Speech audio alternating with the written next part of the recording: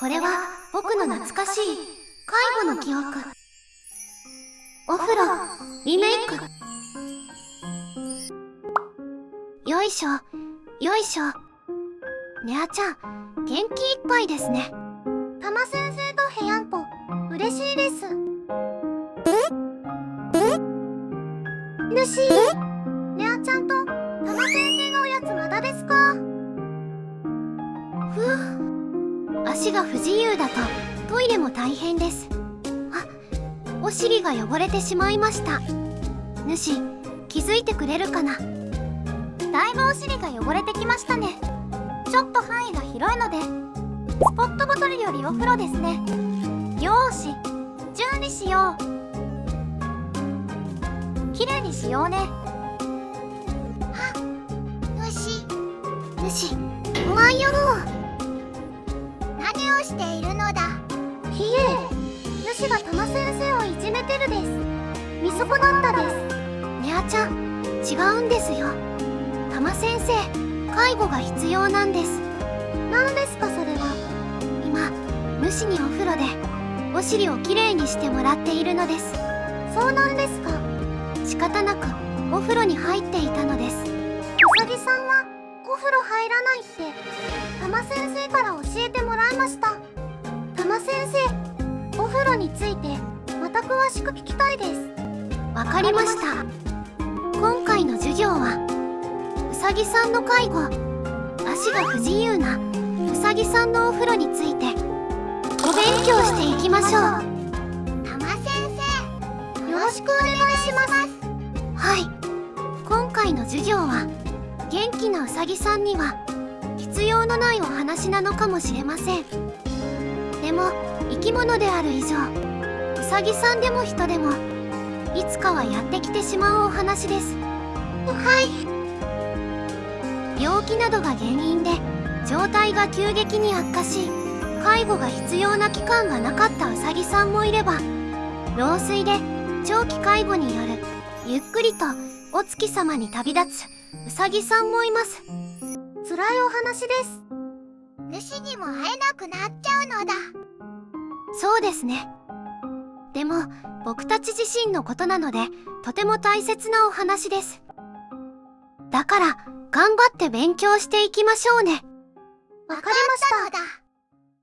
僕たちうさぎさんは毛づくろいによって体をきれいにしています。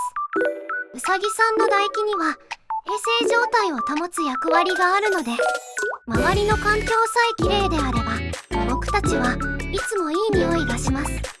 例えると牧草の香り、お日様の香り、赤ちゃんのような香りがするそうです。うさぎさんの香りにはまってしまい鎖水中毒になる方も少なくありません。うさぎさんは直接体を舐めたり、お手手に唾液をつけ、お顔やお耳、体全体に唾液を行き渡らせ、いつも体をきれいにしているのです。たま先生、うさぎさんにお風呂はやっぱり不要ですね。自分できれいにしたいのだ。そうですね。必要になるとしたら、レアちゃんとむにちゃんがおじいちゃんになった時に必要になるかもしれません。主に頼らなければいけない他のケースとしては、排泄物が皮膚にまで汚染するような場合は元気なうさぎさんでも洗浄が必要になる場合があります。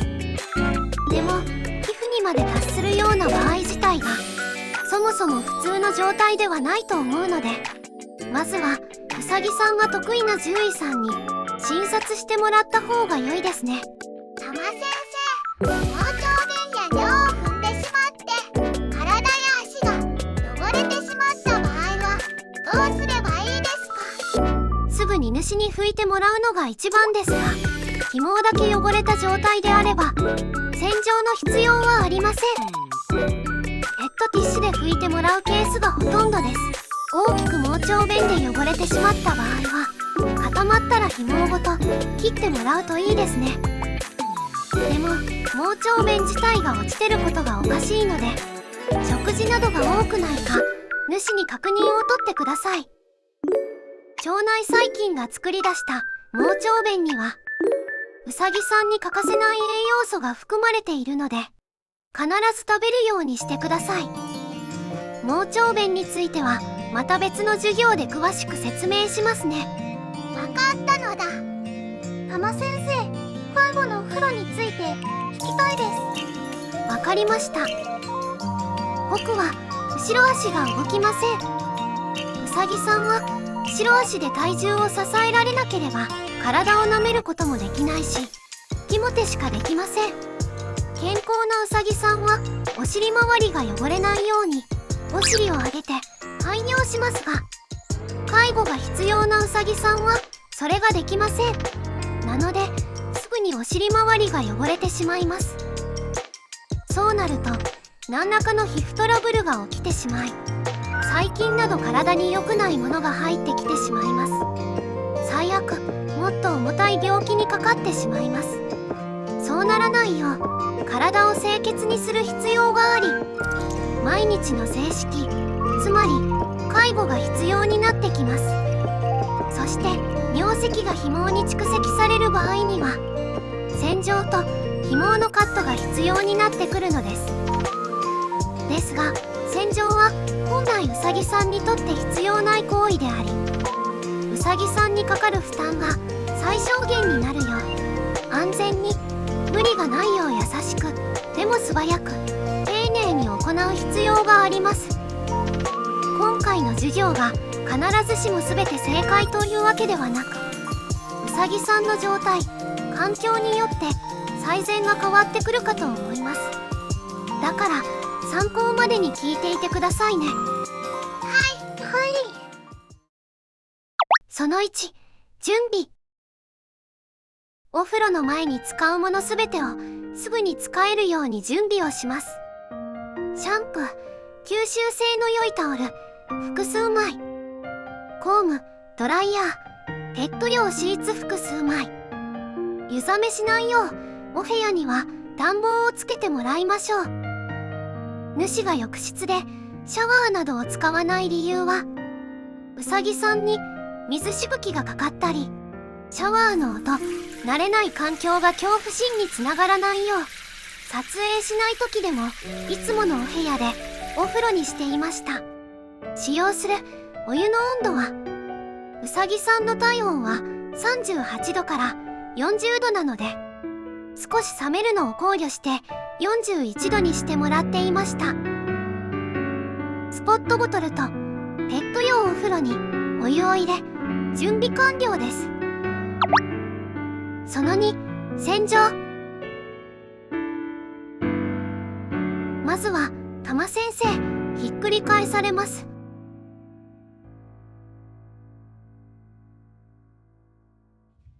必要最低限の場所だけ洗浄します。水しぶきがお耳に飛ばないよう主にガードしてもらっています。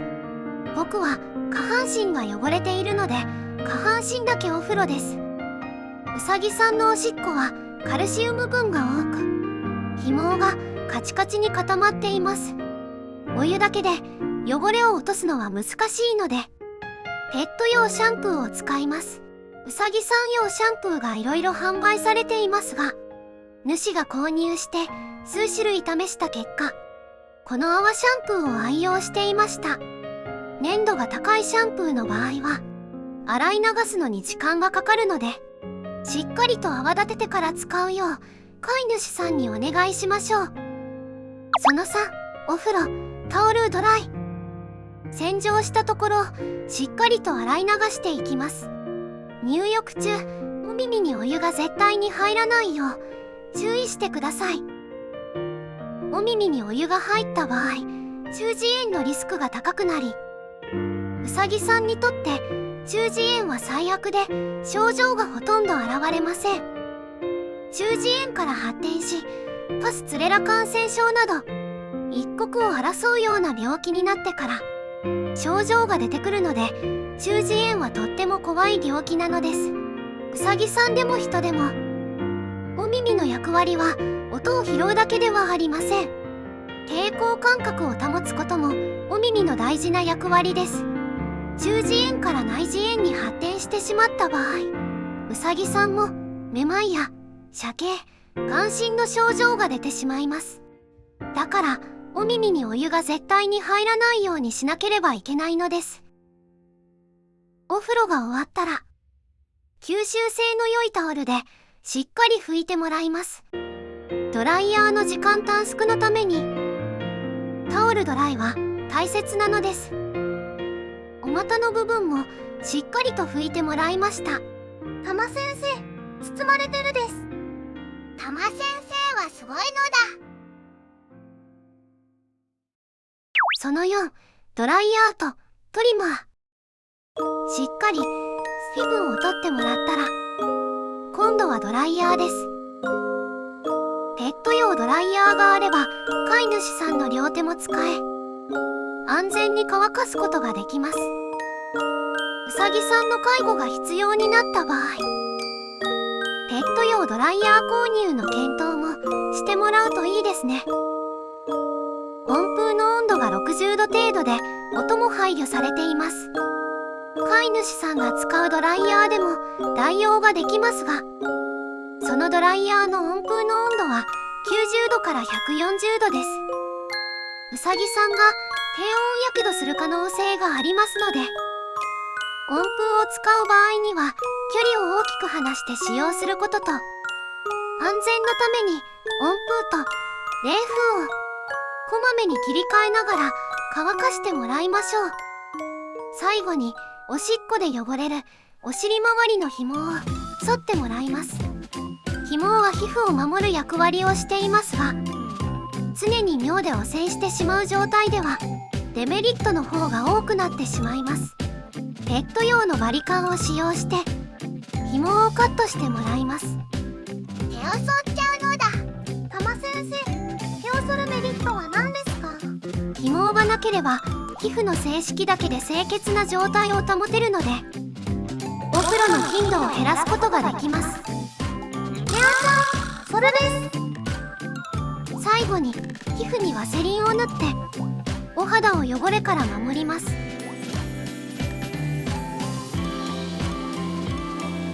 タマ先生、お疲れ様でした。はい。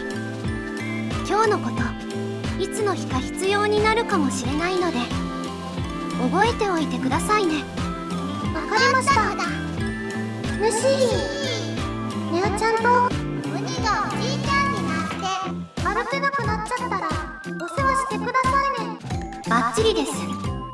本日の授業はここまでです。最後までご視聴いただきありがとうございました。概要欄に主が使っていたもののリンクを載せておきますね。